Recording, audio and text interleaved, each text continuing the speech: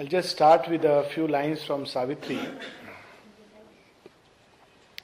When we talk of the four powers and aspects, it's not about, it's not in the sense or spirit of religion. These powers and aspects of the mother reside within our souls. They have come down for a certain work and their labor goes on. There's a little story in one of the Upanishads that when the various forms were being created and the replica or prototype, of course they were not created straight away on earth, and the gods were being asked which form you would like to enter. So one after another forms were presented and they would say no, no, no. But when the human form was presented to them, they chose to enter into this form. We wonder, at least I have wondered, where are they lost? In Savitri there is a line, gods are still too few in human forms. But these gods are powers and aspects of the one divine, and they have chosen to undertake this great labor, evolutionary journey. We have been constantly reiterating that this, what we see on the surface, form and phenomena and events and circumstances, have behind them the play of powers which we are not aware in our normal waking consciousness. But we can become aware of them if we go into the depths of our own being. This is the inner temple. The whole idea of having temples and churches, etc., is to try to recreate an inner reality symbolically. Of course, very often we are too satisfied with only the outer and forget the inner. But even if all the outer reality is gone, the inner continues to remain. And those of us who wish, who aspire, who are fortunate, who have the faith and seek, they can come in contact with these powers and aspects of divinities which lie hidden within our own being, and at some point of time in our inward and upward evolutionary journey, we come in contact with them. They have had a play and a role in the past, and they have still a role to play in the future till the entire being is molded under the supramental pressure. These are lines from Savitri, and these are two passages.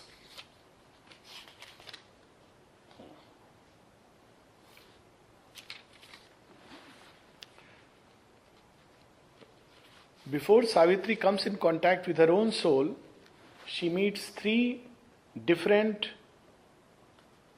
beings or purushas. These are her own soul powers which have been put forth for the work, and she comes in contact with them, and each one claims to be her soul and its functions.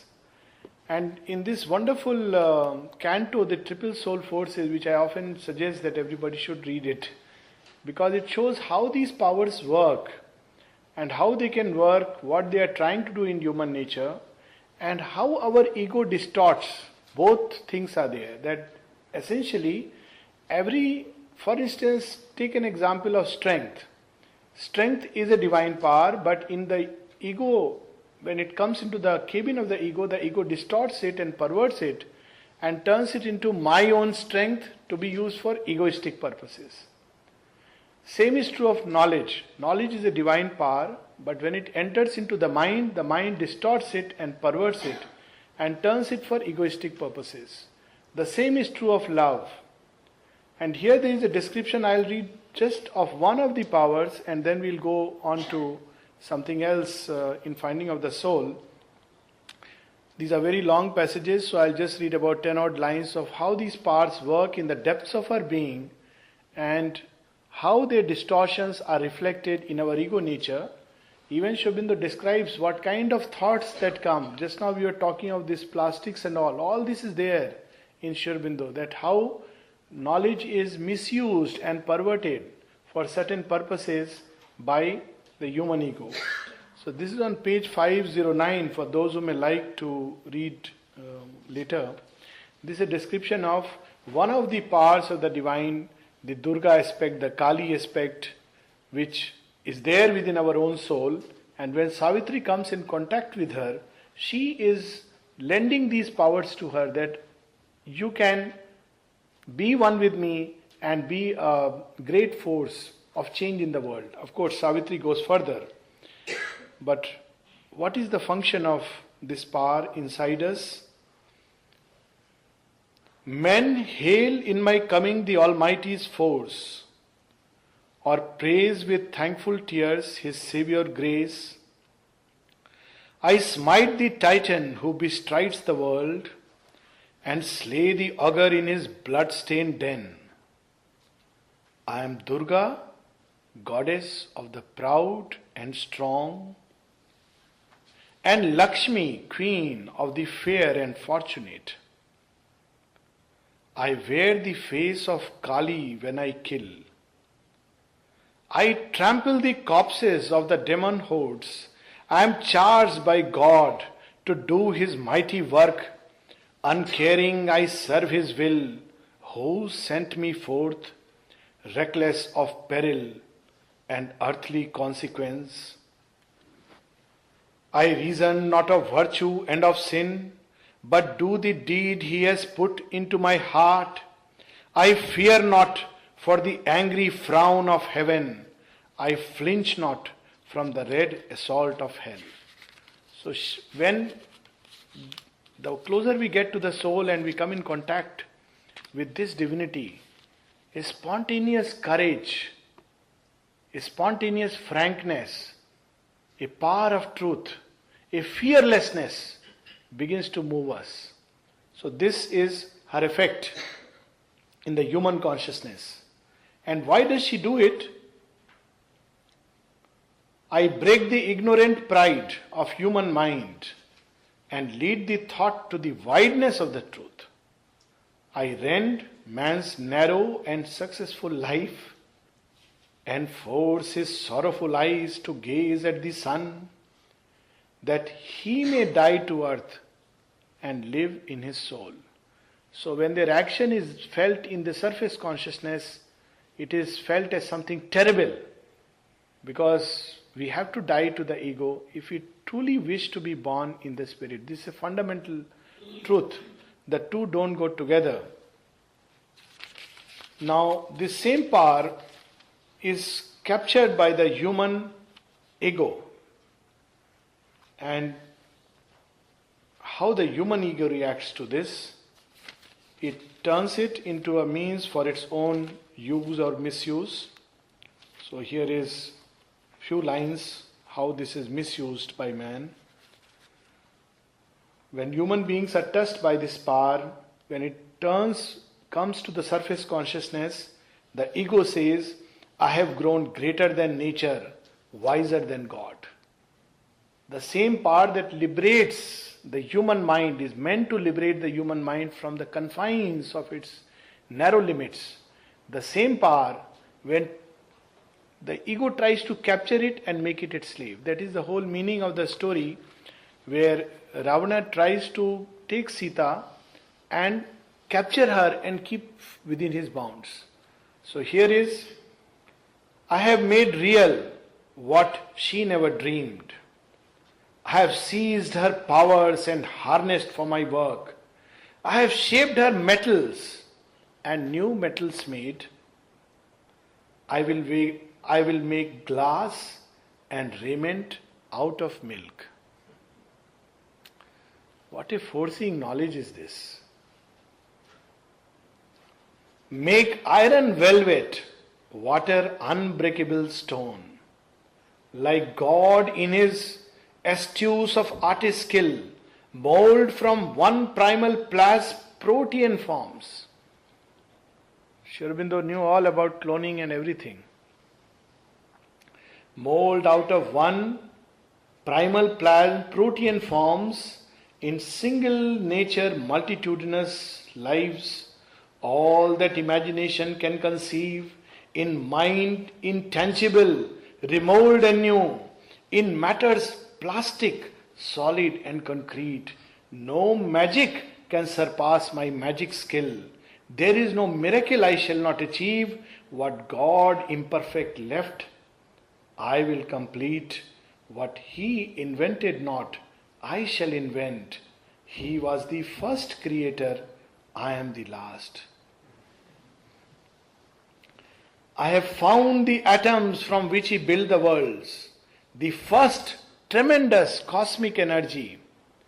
Mission shall leap to slay my enemy kin. The atom bomb discovery comes later. I have tamed the wild beast. He guards my house, looks up, waiting my will. I have taught my kind to serve and to obey. I have used the mystery of the cosmic waves to see far distance and to hear far words. I have conquered space and knitted close all earth. Soon I shall know the secrets of the mind. I shall know mystic truths, seize occult powers. I shall slay my enemies with a look or thought. I shall sense the unspoken feelings of all hearts and see and hear the hidden thoughts of men. When earth is mastered, I shall conquer heaven. The gods shall be my aids or menial folk. Omnipotence and omniscience shall be mine. When people used to write to Aurobindo, some people have written that they wanted that this yoga will lead to a supramentalization or Superman. We will read all this in this little booklet.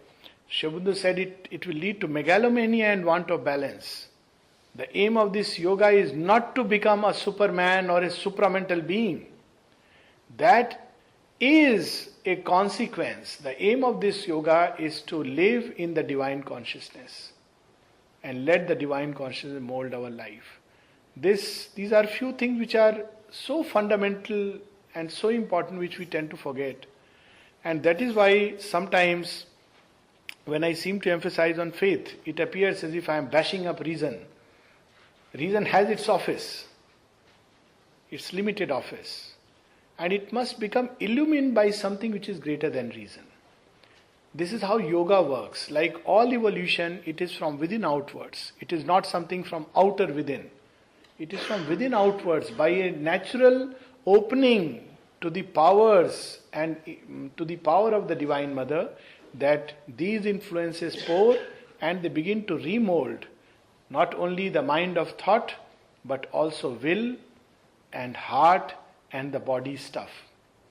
The second reason why reason has to be put in its true place is because it's an integral yoga. It's not a yoga of mind alone. That apart, reason alone cannot reach us to the absolute because by its very nature it's an impossibility. It can neither affirm nor deny. This is the beauty. So when we know it, we want to follow another route.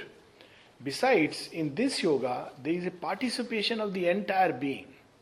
The divine is not just knowledge. He is also love, ananda, beatitude. There was such a beautiful expression yesterday of Krishna drawing the whole world into his arms. He is also power and strength. The will that can shake the worlds. The will that resides in the atom, the will that moves the stars and guides the destiny of man and beast. So in this yoga, there is a need to open our entire being, not just the mind. It's not about simply the intellect, something happening out here. Something happening out here is good, maybe a preparation, fluffing of this field. But if these parts are missed out, the yoga itself cannot be complete. Knowledge itself cannot be complete without love and strength coming forward. So this is what Sri Aurobindo speaks of in the 4 aspects of the Divine Mother. This we have just taken out this passage, and I think everybody can read it subsequently. But I'll just read out a few passages of exquisite beauty and tremendous force, that how we have to open ourselves and how these powers work within us, and how we have to erect an inner temple. These are not deities outside. We don't have to go to a particular temple to find a certain deity. Very often we don't find the deity there, we find a fat priest who is the one who claims the sole propriety over the deity. And we must please the priest. And if he is happy, he'll allow you a little glimpse and give you something. That's only a symbol. That symbol has outlived its purpose. We have to find the deity within us. 4 great aspects of the Mother, 4 of her leading powers and personalities have stood in front in her guidance of this universe and in her dealings with the terrestrial play. The Mother has many moods, many aspects. We often try to limit her into one or the other, this aspect or that aspect, that she is only wisdom, she is only love, she is only power. But all these aspects are there in her. One is her personality of calm wideness and comprehending wisdom, and tranquil benignity and inexhaustible compassion. Another embodies her power of splendid strength and irresistible passion, her warrior mood, her overwhelming will, her impetuous swiftness and world-shaking force. This is the beauty of reading Sri Aurobindo, that he makes it alive. This is what is called in the Vedas as the creative word. The word that creates. If we read Sri Aurobindo, really at times when we are reading the passages, it is as if that whole thing is coming alive in front of us. A third is vivid and sweet and wonderful, with her deep secret of beauty and harmony and fine rhythm. Her intricate and subtle opulence, her compelling attraction and captivating grace. The fourth is equipped with her close and profound capacity of intimate knowledge and careful, flawless work and quiet and exact perfection in all things. Wisdom, strength, harmony, perfection are their several attributes, and it is these powers that they bring with them into the world, manifest in a human disguise in their vibhutis. So if you really look at the history of the world and the crucial things that changed, the so-called human beings whom we worship and sometimes revere, adore and put them on pedestal, who was behind them? If someone has seen that movie on Joan of Arc, if one really sees, one really feels that it is none else but Mahakali who is acting through her, speaking through her, when all these soldiers, they are almost as if half dead. They don't have the will and the energy to wake up and fight. And one word from her, like a lioness, and everybody's heart is quickened with an ardor and a strength and a will, and they come into the play. What is that power that worked in her? Same if we see both in the West and the East. Napoleon, someone, people have different ideas, and Sri Aurobindo has this aphorism that I saw the arm of God striding through Europe. So this is another vision of life. There is a vision of life where we look at people only as personalities. There is another vision where we can look at humanity as simply instruments of something that works from behind. And if we remember that, then that becomes much more important, and we ourselves can open and become instruments of that grace, that majesty, that power, that wisdom, that strength, that love, that ananda, which is concealed in our own depths. So, how to worship these powers? In tradition, there is a lot of invocation, and we go to temple and we worship, but that's not what is required. What do they really want from us? What is that state of consciousness that they induce when they come? How are we to recognize even their presence? So Sri Aurobindo would tell us, Imperial Maheshwari is seated in the wideness above the thinking mind. The thinking mind cannot know her, but the thinking mind can open itself to her light, to her wisdom. For she is the mighty and wise one who opens us to the supramental infinities and the cosmic vastness. Tranquil is she, and wonderful, great and calm forever. If we truly want wisdom, the condition is equality, tranquility, calm. The more our minds become still, the more Maheshwari can manifest in her. The more the minds are restless, picking up one book on information to another, going on to net, right throughout the day searching restlessly, letting things turn here, Maheshwari will find no room to manifest because we are so full of the mental ego. There is a story where a man goes to a great master to get wisdom. So the master treats him over a cup of tea, and he calls the disciple and asks him to pour tea. So disciple pours tea and the master doesn't say stop, so the disciple keeps pouring. And naturally the tea spills and it spills and touches his dress. So finally this man, who is a learned professor, he tells, but sir, the cup is full. The master says, just like you. If you don't empty the contents, you can't have knowledge. Our cup is not only full, it is turned like this. And we expect knowledge to come.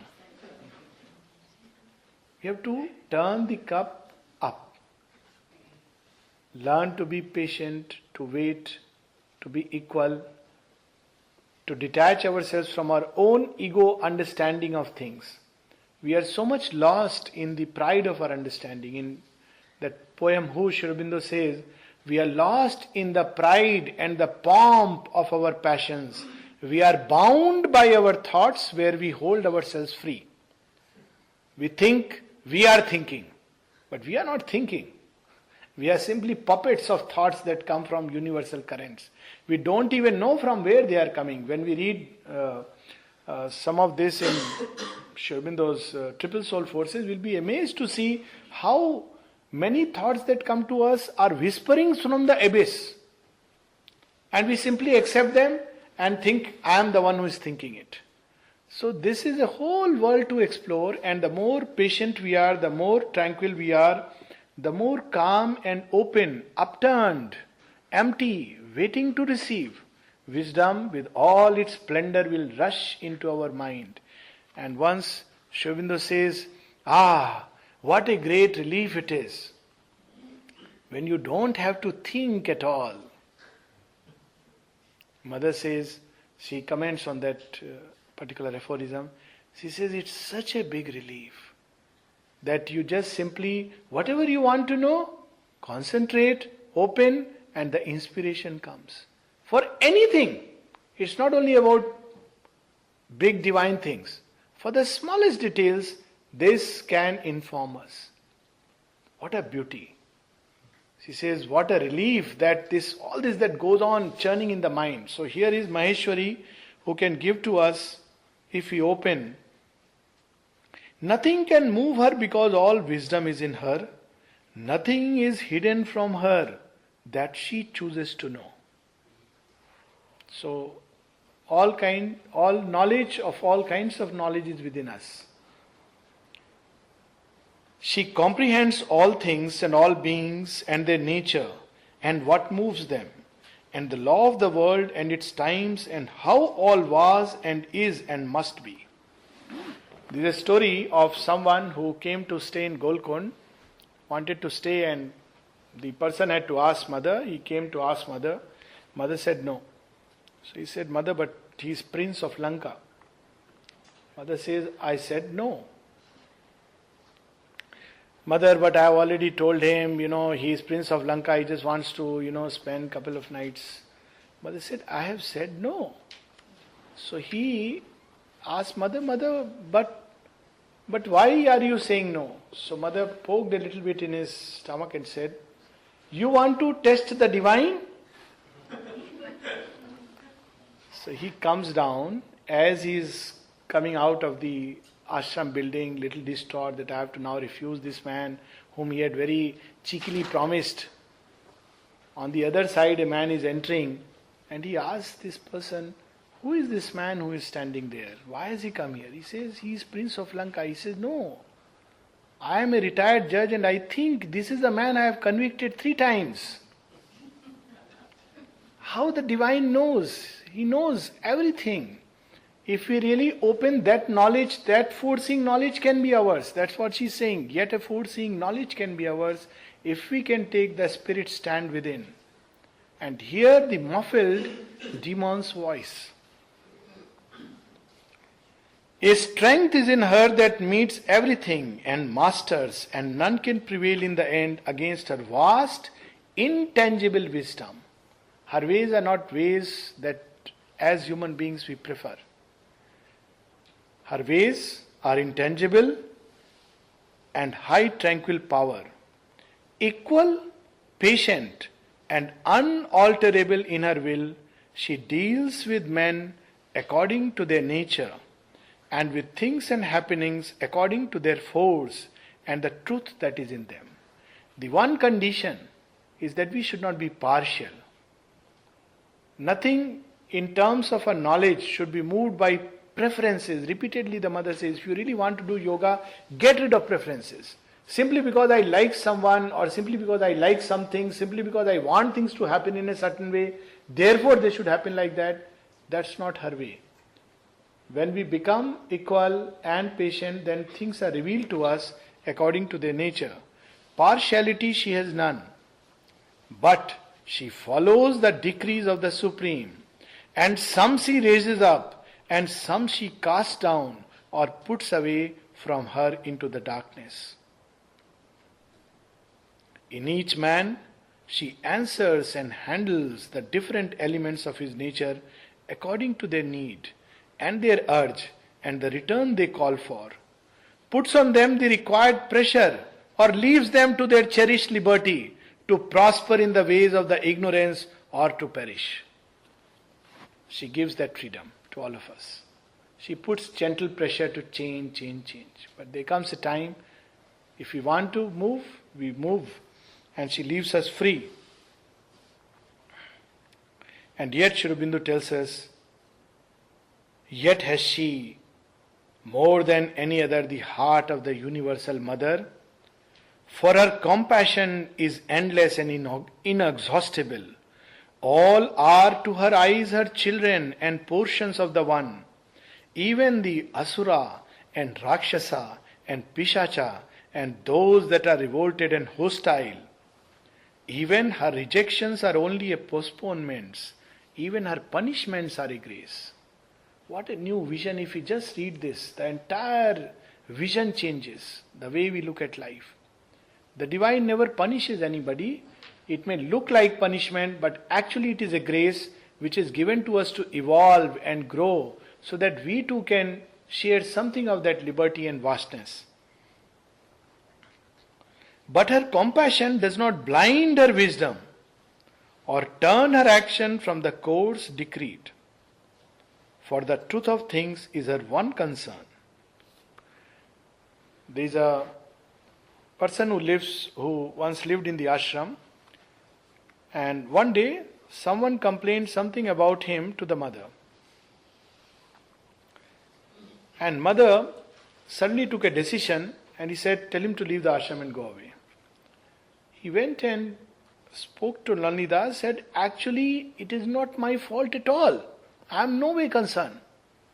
And Nalini told him something very interesting. Take it as a grace. very difficult to take it. Take it as a grace. He went away. After 10 years, he came back. And that's the time he says that yes, it was a grace, there was this necessity, and if we really look from the outer point of view, it's just beyond human comprehension. How the divine works. It's not the way human consciousness wants and understands, our human ways of looking at life. For the truth of things is her one concern, knowledge her center of power, and to build our soul and nature into the divine truth her mission and her labor. So this is the action of Maheshwari. The other is Mahakali. Terrible is her face to the Asura, dangerous and ruthless her mood against the haters of the divine. For she is the warrior of the worlds who never shrinks from the battle. Intolerant of imperfection, she deals roughly with all in man that is unwilling, and she is severe to all that is obstinately ignorant and obscure. Her wrath is immediate and dire against treachery and falsehood and malignity. Ill will is smitten at once by her scourge. When Sahanadi asked Aurobindo that what is the action of Mahakali and does she intervene in our affairs? Aurobindo says very rarely. She intervenes only when she is very intimate with the person and knows that her action will not be taken amiss. Because it requires a tremendous sincerity to bear her action. When she smites, if we take it that it's our ego that is smitten, that's why she is portrayed in the Indian myths as holding a head of skulls. All this pride that resides here. She carries with herself, she smites, but at the same time there is a tremendous love within her action. And if one takes it with that spirit, with that attitude, that Mother Divine, thou hast crushed my ego so that thou can liberate my soul, it can be a tremendous grace. There are only two ways to meet the Divine in this world.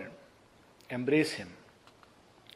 The embrace of the lover and the embrace of the wrestler. In both cases, the ego is gone. The difference is, when the embrace is the embrace of the lover, there is delight. With each destruction of each element of the ego, we feel free. And when he gives the embrace of the wrestler and our bones break, then we say, you hurt, you are a torturer.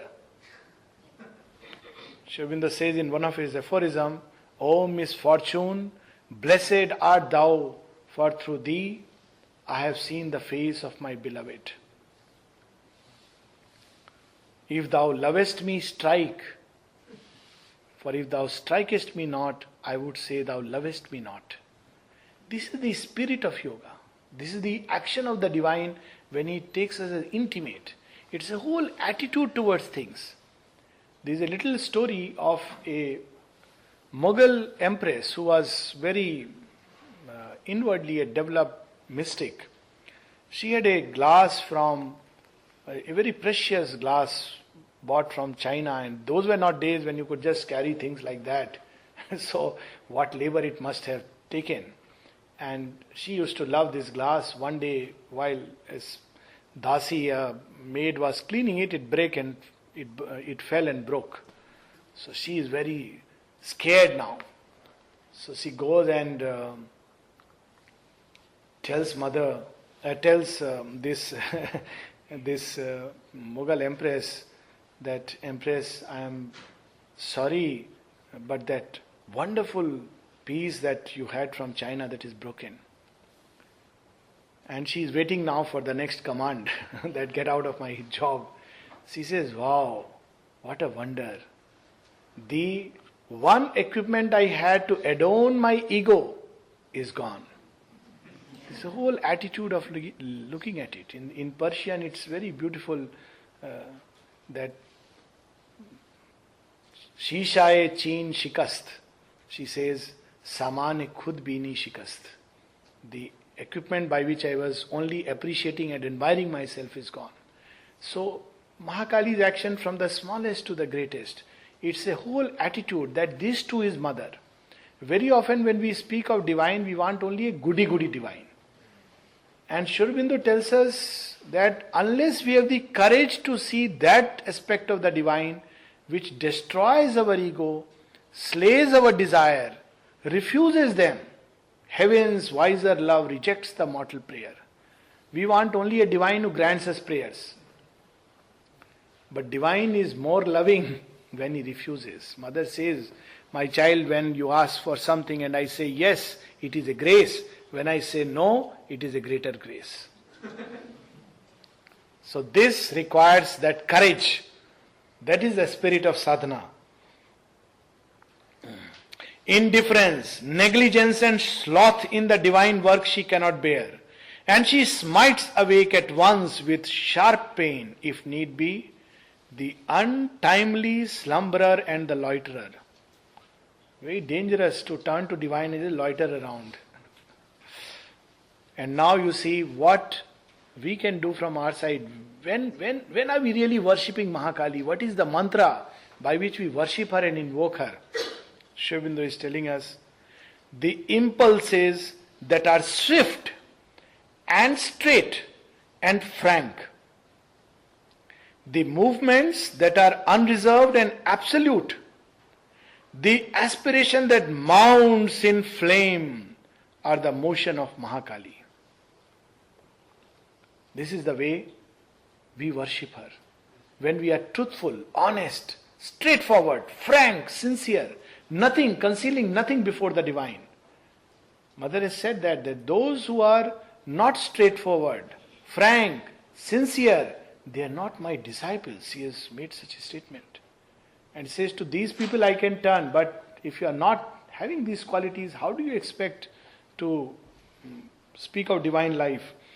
If her anger is dreadful to the hostile and the vehemence of her pressure painful to the weak and timid, she is loved and worshipped by the great, the strong and the noble, for they feel that her blows beat what is rebellious in their material into strength and perfect truth.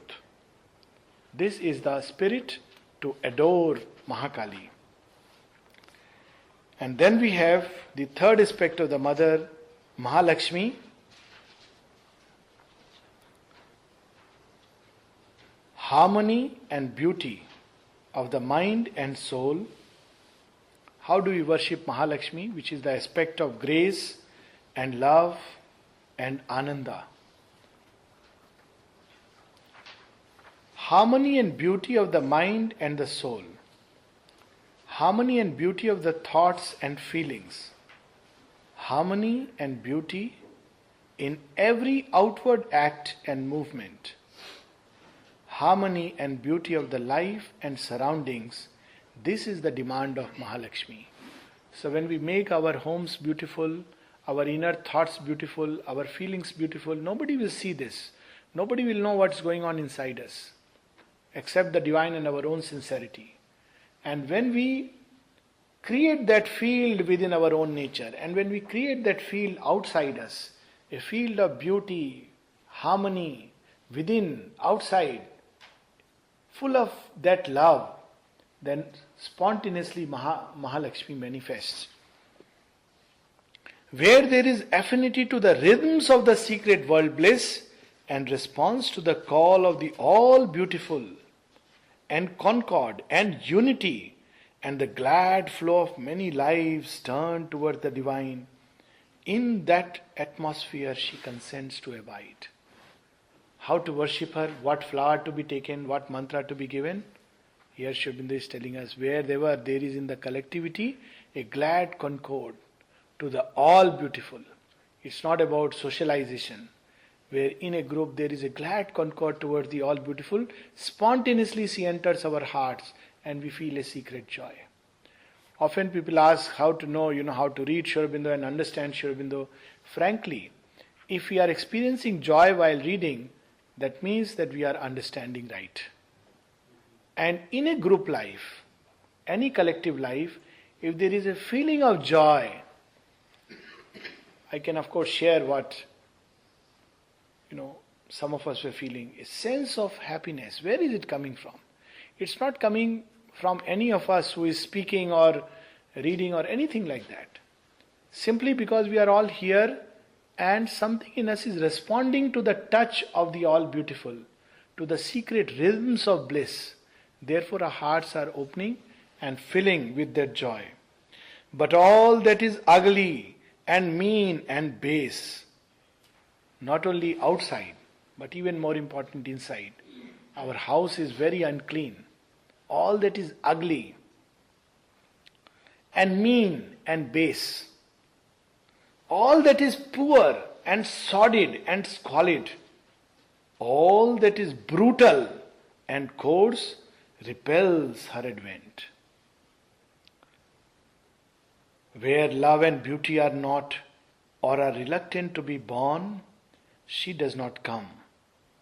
Where they are mixed and disfigured with baser things, she turns soon to depart or cares little to pour her riches. This is the inner riches that she pours. If she finds herself in men's heart, surrounded with selfishness and hatred and jealousy and malignance and envy and strife, if treachery and greed and ingratitude are mixed in the sacred chalice, if grossness of passion and unrefined desire degrade devotion, in such hearts the gracious and beautiful goddess will not linger. Such is a demand. This is the temple that we have to make ready. How to make it ready? We have to constantly pluck out of our grey matter all the thoughts that are ugly, sordid, full of jealousy, envy, egoistic thoughts, full of treachery, of strife, greed, ingratitude. When these things are there, when passions are gross and crude, what does she do? She does not linger. A divine disgust seizes upon her and she withdraws. For she is not one who insists or strives. She waits for this bitter and poisonous devil stuff to be rejected and disappear. This is how she waits, that all this crudeness and grossness must be out, then she can enter into the temple. And another very interesting thing Aurobindo is telling us, ascetic bareness and harshness are not pleasing to her. So this is not a yoga where one deliberately, stays hungry for 10 days, tortures the body, sleeps on the floor on a single mat, puts brick under the head. It's not a yoga like that. Mahalakshmi will just disappear. If that is the kind of, this is not a yoga of ascetic harshness and bareness. Some people believe that the sign of yoga is the lesser clothes you wear, the greater the yogi. And there is a joke about it that in India there is a whole sect which remains like this, all nude fashion show. So when they came to Delhi ashram, this man is so finicky that he will not even put his foot on the ground. So his disciples were putting, some natural leaves, so he would place one foot, then the other leaf and another foot. So when he went and gave a talk on detachment, so at the end of it, our inimitable Georgie, he had a very interesting observation to make. He said, you really gave a very nice talk on detachment and all that was very good, but I'm a little surprised to see your attachment to the detachment. One can be so attached to detachment. So this kind of ascetic bareness and harshness she does not like. Nor the suppression of the heart's deeper emotions. Look what a beautiful yoga. It's a yoga where rasa, we need not crush the heart and its deeper feelings, its refined emotions. It's not a yoga where we are expected to close our hearts, keep a grim face, and the more serious you are, the greater the yogi. Aurobindo had such a wonderful sense of humor. And with so much love, he could express in such human ways. There was this lady called Mridu, fat and round, who would make food for Aurobindo. Some of them were making food for Aurobindo. And one day she made food. The only sadhana she knew was, she was very angry, stubborn and everything. But she would naturally, when make food, she would make with so much love. And she sent food. And well, Sri Aurobindo would usually just taste a little bit, and the other disciples would have a chance. But Sri Aurobindo didn't take that food that day, preoccupied with other things. So someone told that Sri Aurobindo did not take the food that you sent. So she got very angry. She sent a suicide note. I am going to commit suicide. I made with so much love and you did not accept. Now imagine, Sri Aurobindo is not giving her a lecture on philosophy that you should not be attached and all this. He's not doing that. You are in yoga, what is food, what is this? Instead he writes a one-line, beautiful, touching letter. He says, Mridu, if you commit suicide, who will make such lovely luchis for me?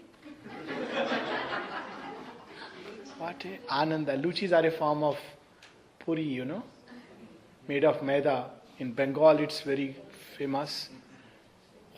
What refined love. When somebody would go, Sri Aurobindo would, how he would say, I have cherished you as a son. Even still, if you want to go, I will not stop you. What a refined love. And with many, many instances of Mother and Sri Aurobindo, with Huta, how she has poured that heart of love.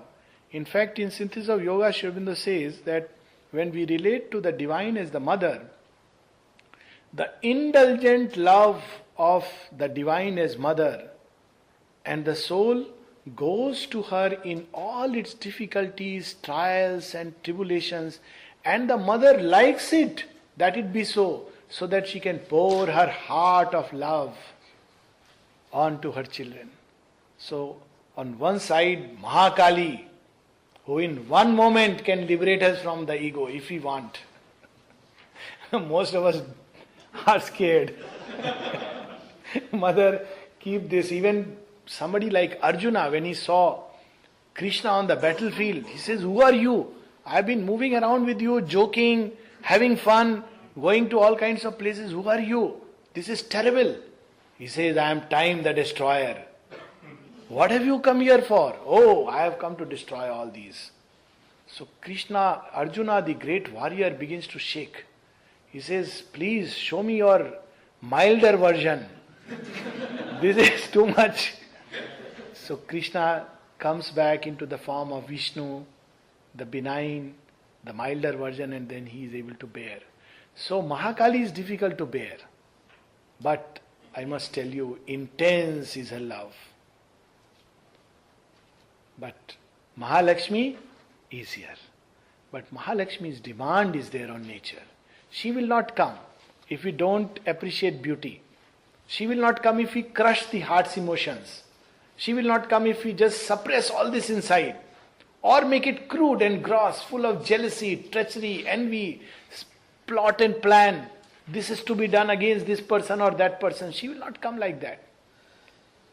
She is very loving, very caring, but we have to create the field, inner and outer field. Then she comes and consents and makes us her instruments and her channels and her vessels. So this is Mahalakshmi. It is through love and beauty that she lays on men the yoke of the divine. Life is turned in her supreme creations into a rich work of celestial art, and all existence into a poem of sacred delight. Can she be reconciled to wisdom? Look what Sri Aurobindo is telling us. Admitted to the heart, she lifts wisdom to pinnacles of wonder. We often think that love is not reconcilable with knowledge. But Maheshwari and Mahalakshmi can work together. Mahakali, Maheshwari, Mahalakshmi can work together.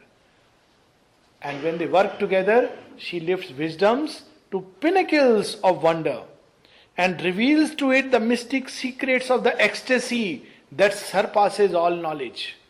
What is the end of knowledge? The feet from which bliss flows into this world. Those who have had the knowledge know that the end of knowledge awaits the sheer delight of the all blissful. For this one moment lived the ages past, the world now throbs fulfilled in me at last. Aurobindo poem Krishna. At last I find a meaning of the soul's birth into this universe terrible and sweet. I who have felt the hungry heart of earth aspiring beyond heaven to Krishna's feet. So when Mahalakshmi works with Maheshwari, she does not stop us with knowledge. What is knowledge? Worth nothing. She lifts it to those wonders and pinnacles of beauty and ananda. And finally, the youngest of the four, Mahasaraswati, the mother's power of work and her spirit of perfection and order. She is the most skillful in executive faculty and the nearest to physical nature. Maheshwari lays down the large lines of the world forces. Mahakali drives their energy and impetus. Mahalakshmi discovers their rhythms and measures, but Mahasaraswati presides over the detail of organization and execution, relation of parts and effective combination of forces and unfailing exactitude of result and fulfillment.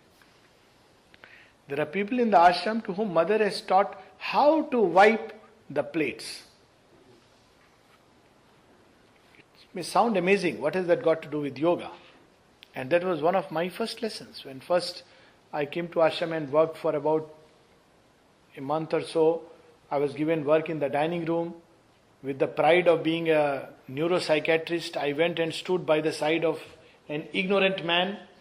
But when I lifted the plate, he pointed out my ignorance. He said, "This is not the way to hold the plate. Forget about cleaning it." And in one go, he lifted 10 plates. I was amazed, and it was like an art. I still remember that scene. I felt that this is not a man.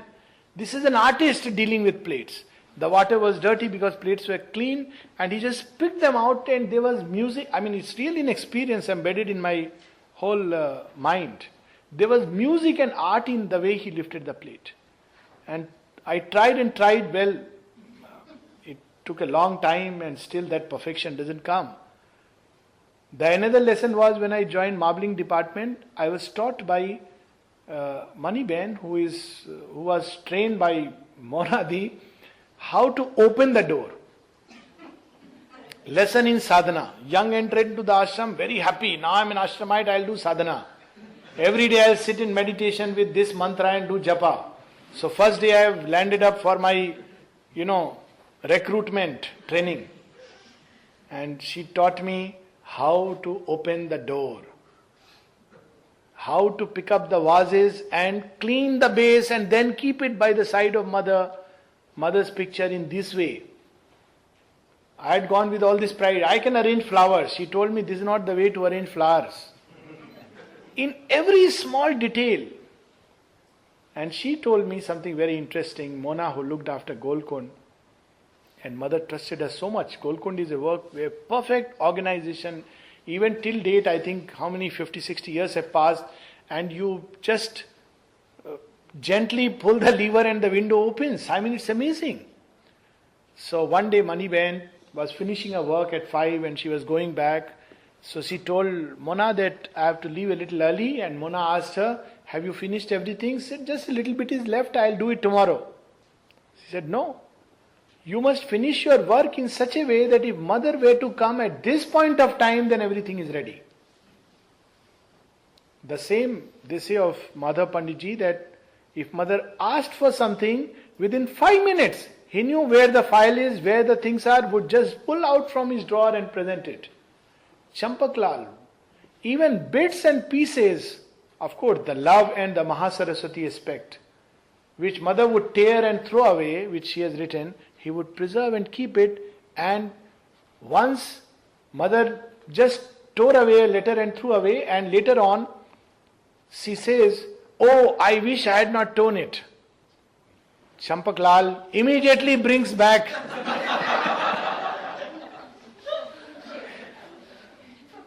and puts them together. I mean, what a perfection. There's something that we go to ashram, we see. This is worship, this is sadhana. Sadhana is not just, doing a bhajan and sitting and going into trance of sleep. That is the easiest part. Or giving big lectures or small lectures and debating intellectually whether God exists or not. We don't even know about our existence. There was a doctor who once declared to a patient that you have just about, maybe maximum 2 more years to live.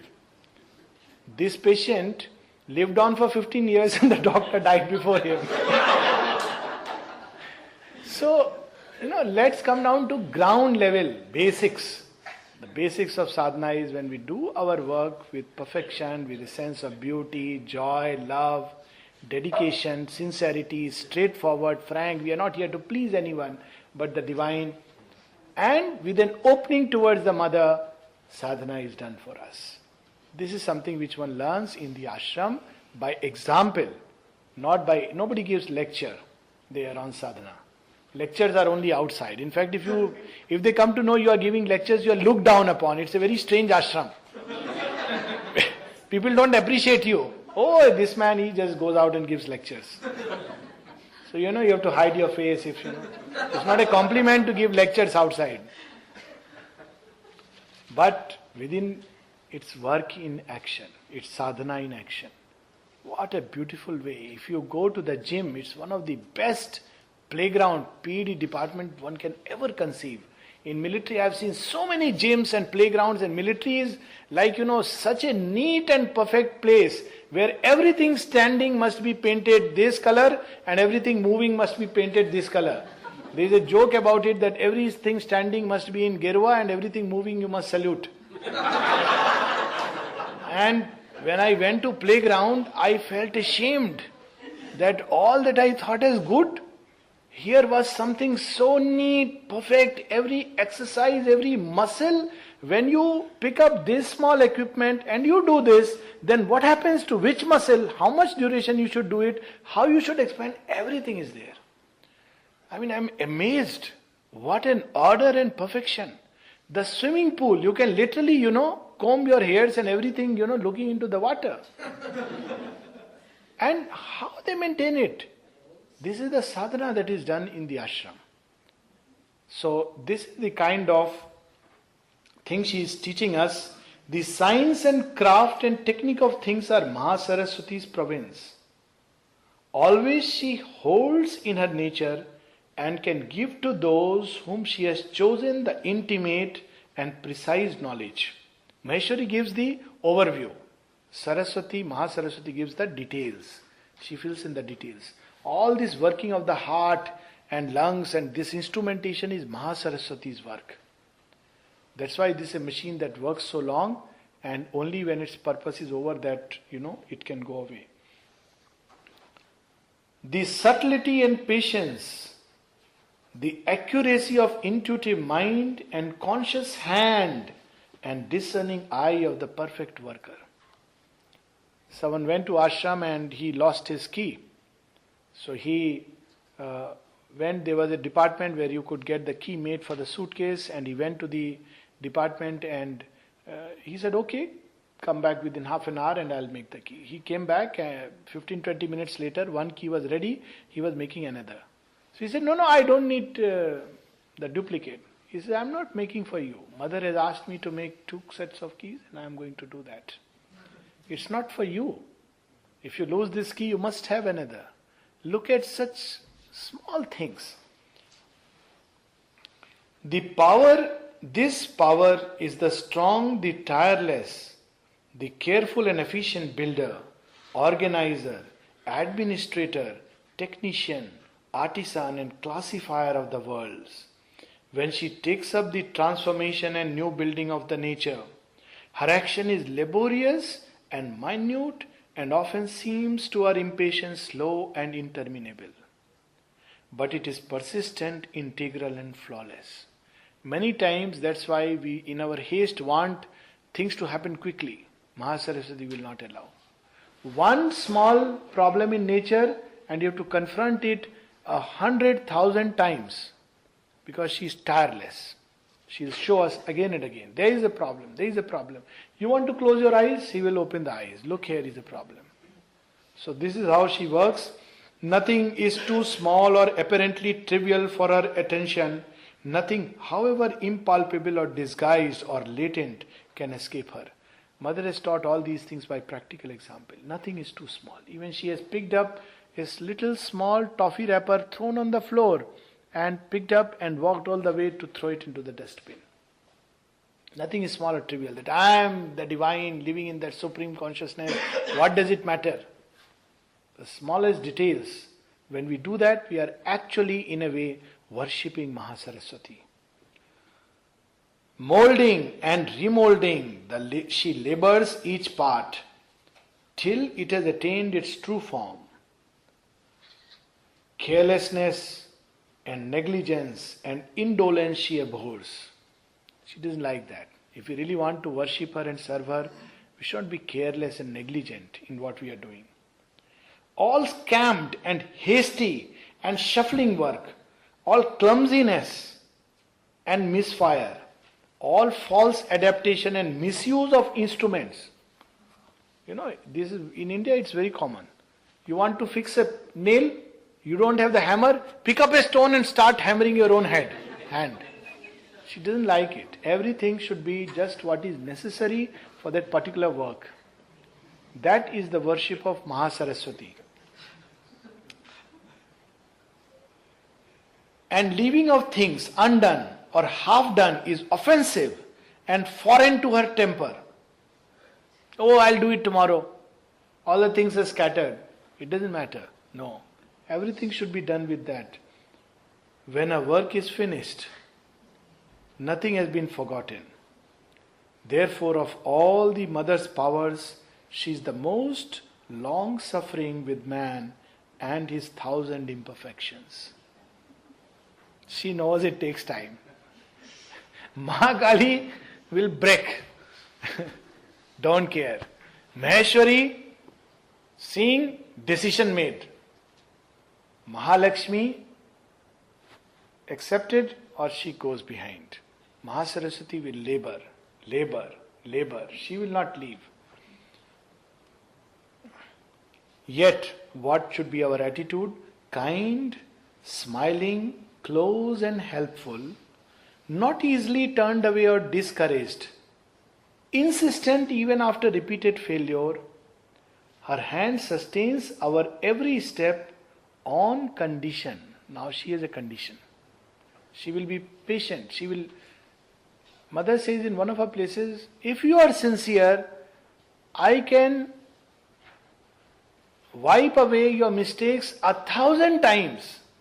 But those who are not sincere, I can do nothing about them. So here the condition for Mahasaraswati is on condition that we are single in our will and straightforward and sincere.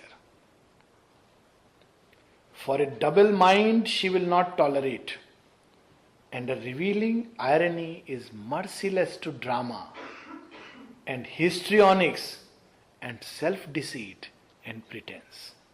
She comes from truth. If we try to put on a show and sham, she will rip off the mask. That she doesn't like. If we keep offering, keep opening, Mother, I have this problem, I have this defect, she will labor 10,000 times and she will never go away. But if you say, Mother, I am so good, so nice, so wonderful, everybody else is bad, then she will say, oh, that's what you believe? Come, I'll show you. Histrionics, pretense, drama. Now we'll stop with this powerful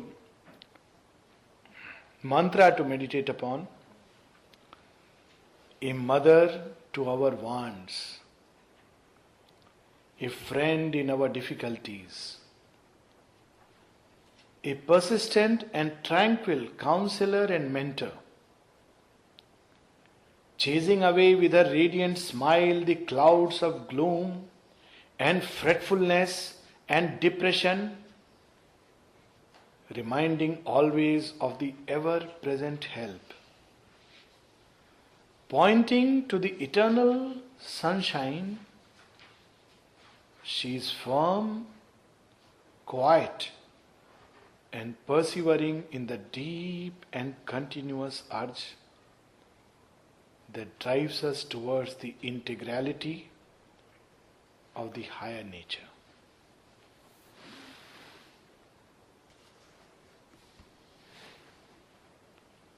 Yes. I'd like to share my experience on about Mahalakshmi quality. Please. After surrendering to Mother, we started to clean the switchboards of all in our home, even including bathroom, everywhere. Every day we wipe it and whenever we use, we clean it. Every day we clean the switchboard handles, everything. So we changed the house. That Mother gave a new apartment with all the switchboards and the handles fully new one. Beautiful. For our sake, that management told, we are changing everything. I don't know what makes them to tell that to us. That is the place Mother showed. You did like this, so I'm giving you the house. Everything was shining like anything. Very sweet. And much more sunshine inside. I used to use this earlier, praying to her that Mother, my nature is full of difficulties and defects and I don't have the strength to clean it and not even the wisdom to know. So, we used to work in a center. So, every time I would clean the floor and clean the photographs, I would say that this I can do. This is easy. I will do this, you do the other part, the inner cleaning part. And actually later on I came to know that the Mother told Dyuman Bai that you do my work, I'll do your work. So when we do it in that spirit, she does the inner work. What a nice sadhana. Cleaning the switchboards can be sadhana. Imagine, really it's unimaginable. Yes, Mike. Is this the current age, the age of Mahasaraswati?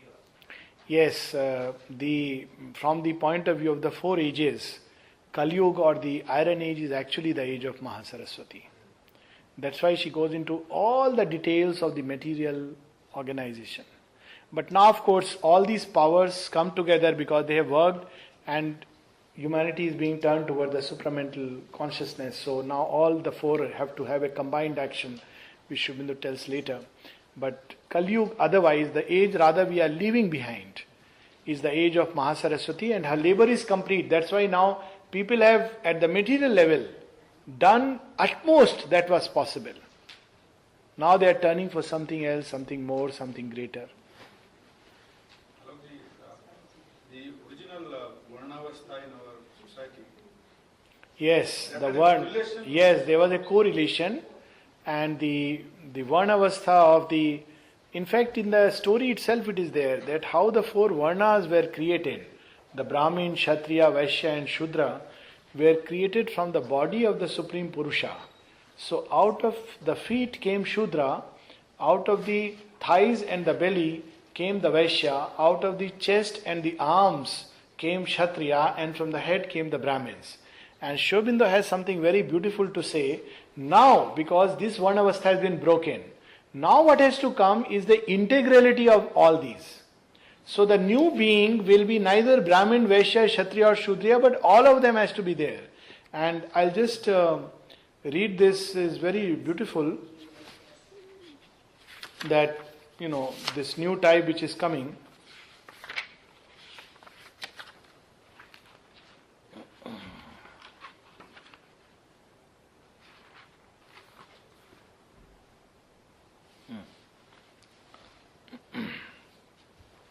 A glad and strong and helpful submission is demanded to the working of the divine force. The obedience of the illumined disciple of the truth, of the inner warrior who fights against obscurity and falsehood, of the faithful servant of the divine. So now we are into a new consciousness where all the four types, they were for a time separated into separate groups, because this is how the powers had to work. They reached their utmost, and then these types have exploded. Time has broken them. So now there is a free mixture of all the types, because a new type has to be created out of that material. So now everyone can simultaneously, or should simultaneously, be integral in his development. But at one time, this is how they worked. Yes. The Varna was only in India, right? Or Asia? It was everywhere. Even now it exists. Here? The terms were different. For instance, when you divide the four classes into professionals, industrialists or politicians and statesmen, the warriors or the knights, and the workers and laborers, it is Varnavastha. Only thing is, in India it was given a deep spiritual meaning, because in India everything was linked to the spirit and seen from that angle. But in a way it was everywhere, because this was the secret truth of human nature, that it evolves through stages. So evolution is like that. We start with the physicality, then we start with the vitality, then we start with something like a higher vital, and then we enter into the mental stage of evolution. So it was there everywhere. People caught this in one way or the other, this glimpse. But in India, like everything, like dance, every music, everything was linked to the divine and the spirit. So in India it was given that form. But it existed everywhere. Even breeding true to type and all this was there. The kings and the knights, the cult of the samurai. And everywhere it started breaking down. The priestly class, for instance, both in India as well as outside, they started breaking down, because the pride went into their head that because I am priest, man is incomplete without me, and nobody can approach God without me. So now not only the priest classes are going, of course they are surviving as a dwindling species, and also the temples, churches, all these are breaking down, because now we have to discover that truth inside. The unfortunate part is, many times we throw the baby with the bath water. So when this movement came, where all religion, philosophy and all the paradigms they had to break down, we many times, even wanted to throw away the very idea of God and divine along with it. That is stupid. Only it must be recreated inside. That was a symbol, it must be recreated inside us. So from what you're saying about the role of Brahmin or priest and all that, what is so significant about them doing certain ritual, or like why we are so rigid that we have to have Brahmin to do the katha or Veda? Yeah, because they want to What if they don't do it, then Yeah, if Brahmins don't do it, the problem will be that a whole class of society will die of hunger.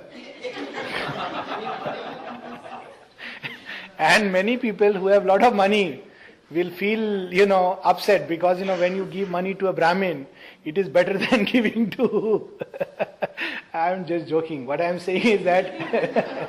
But if you really go into the ancient system, it was built very differently. I'll tell you how it was. For instance, the rules of the game and life changed as you grew higher in the Varnavastha. So Brahmin was the most respected. But the rules on the Brahmin were far more stringent. For instance, the Brahmin could not marry twice. Kshatriya could. Brahmin could not drink liquor. He could not eat meat. He was not supposed to eat meat. And what is worse? He was good.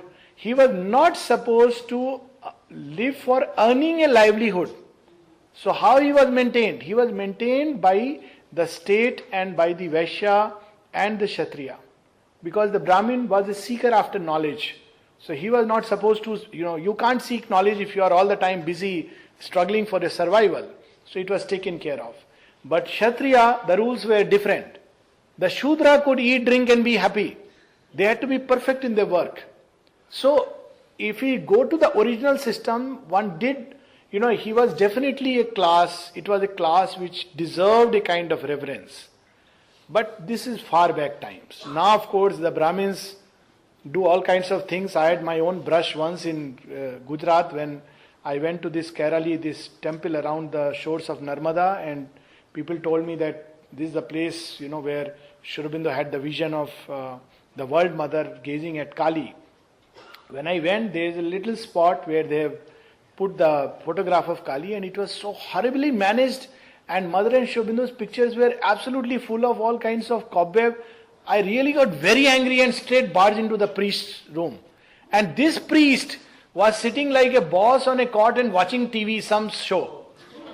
I got very annoyed and I told him, is this the way you keep the temple? And then, people dragged me out that. I said, what nonsense. Then I took the photograph. I told them that, look, some good photograph should come and properly it should be done. And look at how the forces work. I was really furious seeing this. It was Kali's temple. And suddenly, it was not Kali's temple, but that Kali image was there. And as I was going, suddenly some force, it just pushed me and I fell like this on the floor. But the beauty, not a scratch, not a single feeling of anything. I got up, walked on both the feet, and everything was delightful. But yes, the priest as a class took their thing for granted, and it's good they have gone.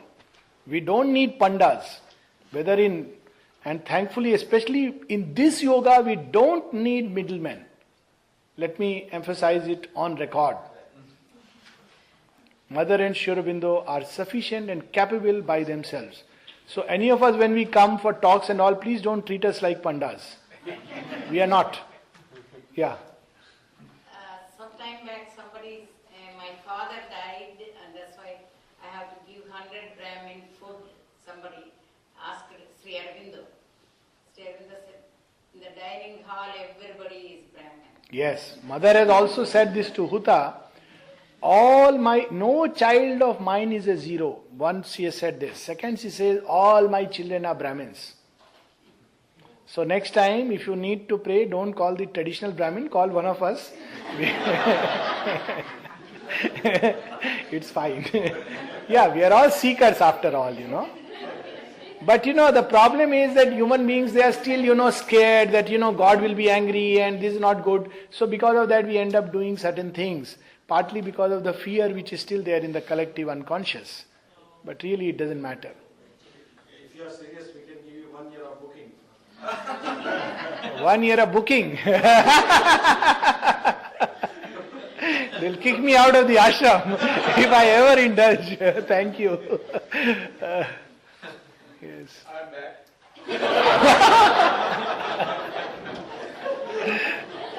Thank you.